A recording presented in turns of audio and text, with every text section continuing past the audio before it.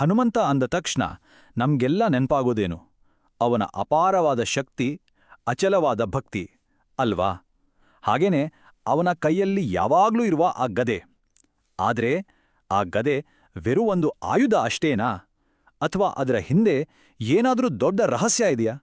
ಬನ್ನಿ ಇವತ್ತು ಆ ಗದೆಯ ಕಥೆಯನ್ನೇ ಬಿಡಿಸಿ ನೋಡೋಣ. ಸರಿ, ಹಾಗಾದ್ರೆ ಆ ಪ್ರಶ್ನೆಗೆ ಬರೋಣ. ಹನುಮಂತನ ಕೈಲಿರೋ ಈ ಗದೆಯ ಅಸಲಿ ರಹಸ್ಯವಾದ್ರೂ ಏನು?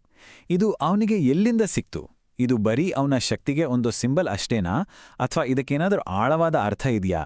ಬನ್ನಿ ಈ ಎಲ್ಲಾ ಪ್ರಶ್ನೆಗಳಿಗೂ ಉತ್ತರ ಹುಡ್ಕೋಣ. ಮೊದಲನೇದಾಗಿ, ಈ ಗದೆ ಹನುಮಂತನ ಕೈಗೆ ಬಂತಾದ್ರೂ ಹೇಗೆ, ಅದರ ಮೂಲ ಏನು ಅಂತ ನೋಡೋಣ. ಇದರ ಕಥೆ ಸುಮ್ಮನೆ ಶುರುವಾಗಲ್ಲ.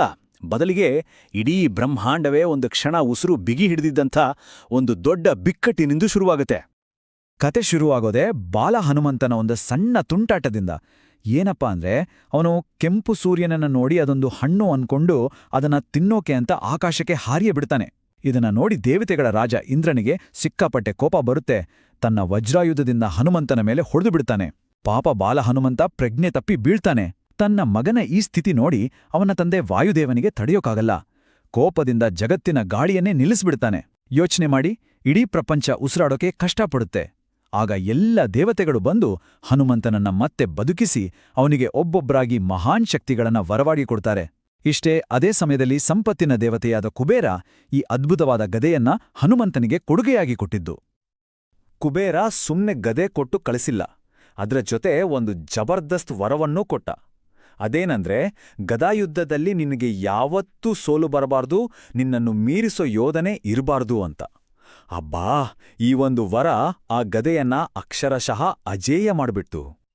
ಓಕೆ, ಇಷ್ಟೆಲ್ಲ ಪವರ್ಫುಲ್ ದೇವತೆಗಳೇ ಕೊಟ್ಟಿರೋ ಆಯುಧ ಅಂದ್ಮೇಲೆ ಅದಕ್ಕೊಂದು ಸ್ಪೆಷಲ್ ಹೆಸರು ಇರಲೇಬೇಕಲ್ವಾ? ಖಂಡಿತ ಇದ್ದೇ ಇರುತ್ತೆ ಅಂತ ನಾವೆಲ್ಲ ಅನ್ಕೋತೀವಿ. ಆದರೆ ಇಲ್ಲೇ ಒಂದು ಸಣ್ಣ ಟ್ವಿಸ್ಟ್ ಇರೋದು ನೋಡಿ.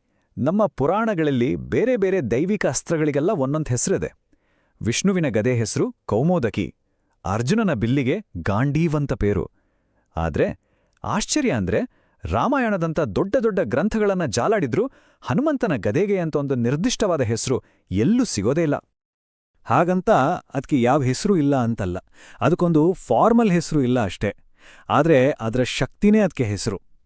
ಅದನ್ನ ಸಾಮಾನ್ಯವಾಗಿ ವಜ್ರ ಗದೆ ಅಂತ ಕರೀತಾರೆ, ಯಾಕಂದ್ರೆ ಅದು ಇಂದ್ರನ ವಜ್ರಾಯುಧದಷ್ಟೇ ಪವರ್ಫುಲ್ ಅಂತ. ಇಲ್ಲಾಂದ್ರೆ ಸಿಂಪಲ್ ಆಗಿ ಗದಾಯುಧ ಅಂದ್ರೆ ಗದೆ ಅನ್ನೋ ಆಯುಧ ಅಂತಾನೂ ಹೇಳ್ತಾರೆ. ಅಂದ್ರೆ ನೋಡಿ, ಅದರ ಶಕ್ತಿಯೇ ಅದರ ಗುರುತು, ಅದಕ್ಕೆ ಬೇರೆ ಹೆಸರಿನ ಅವಶ್ಯಕತೆನೇ ಇಲ್ಲ. ಸರಿ, ಈಗ ಇನ್ನೊಂದು ಇಂಟ್ರೆಸ್ಟಿಂಗ್ ವಿಷಯಕ್ಕೆ ಬರೋಣ. ನಮ್ಮ ಪುರಾಣದ ಇನ್ನೊಬ್ಬ ಮಹಾನ್ ಯೋಧನಿಗೂ ನಮ್ಮ ಹನುಮಂತನಿಗೂ ಒಂದು ಅದ್ಭುತವಾದ ಕನೆಕ್ಷನ್ ಇದೆ. ಅವರಿಬ್ಬರ ನಡುವೆ ಒಂದು ಕಾಮನ್ ಲಿಂಕ್ ಇದೆ. ಅದು ಏನು ಗೊತ್ತಾ? ಆ ಯೋಧ ಬೇರೆ ಯಾರೂ ಅಲ್ಲ, ಮಹಾಭಾರತದ ಭೀಮಸೇನ. ಹೌದು, ಹನುಮಂತ ಮತ್ತು ಭೀಮ ಇಬ್ಬರು ಅಣ್ಣ ತಮ್ಮಂದರು ಅಂತ ಇದ್ದಾಗೆ. ಯಾಕಂದ್ರೆ ಇಬ್ಬರು ವಾಯುದೇವನ ಮಕ್ಕಳೇ, ಅಂದ್ರೆ ವಾಯುಪುತ್ರರು. ಇನ್ನೊಂದು ವಿಶೇಷ ಏನಪ್ಪಾ ಅಂದ್ರೆ, ಇಬ್ಬರಿಗೂ ಇಷ್ಟವಾದ ಆಯುಧ ಗದೆ. ಇದು ಬಹುಶಃ ಅವರ ತಂದೆಯಾದ ವಾಯುವಿನ ಪ್ರಚಂಡ ಶಕ್ತಿಯನ್ನೇ ಸಂಕೇತಿಸುತ್ತೆ ಅನ್ಸುತ್ತೆ. ಇಲ್ಲಿವರೆಗೆ ಗದೆ ಹೇಗೆ ಬಂತು, ಅದರ ಹೆಸರಿನ ಕಥೆ ಏನು ಅಂತ ನೋಡಿದ್ವಿ. ಈಗ ಬರೀ ಕಥೆ ಅಷ್ಟೇ ಅಲ್ಲ, ಆ ಗದೆಯ ಹಿಂದಿರೋ ಸಿಂಬಾಲಿಸಮ್ ಅಂದ್ರೆ ಅದರ ಸಾಂಕೇತಿಕ ಅರ್ಥಗಳೇನು ಅಂತ ಸ್ವಲ್ಪ ಆಳವಾಗಿ ನೋಡೋಣ. ಮೊದಲನೇದಾಗಿ, ಗದೆ ಅಂದ ತಕ್ಷಣ ನೆನ್ಪಾಗೋದೇ ಶಕ್ತಿ, ಫಿಸಿಕಲ್ ಸ್ಟ್ರೆಂತ್. ಹನುಮಂತನ ಅಪಾರವಾದ ದೈಹಿಕ ಶಕ್ತಿಗೆ ಗದೆ ಒಂದು ಪರ್ಫೆಕ್ಟ್ ಸಿಂಬಲ್. ಅದಕ್ಕೆ ನೋಡಿ ಅವನನ್ನ ಬಲವಂತ ಅಂತನೂ ಕರೆಯೋಡು, ಅಂದ್ರೆ ಅತ್ಯಂತ ಹೆಚ್ಚು ಬಲ ಇರೋನು ಅಂತ. ಆದರೆ ಕಥೆ ಇಷ್ಟಕ್ಕೆ ಮುಗಿಯಲ್ಲ. ಈ ಗದೆಯ ಅರ್ಥ ಬರೀ ದೈಹಿಕ ಶಕ್ತಿಗೆ ಸೀಮಿತವಾಗಿಲ್ಲ, ಇದು ಅದಕ್ಕಿಂತಲೂ ಹೆಚ್ಚು.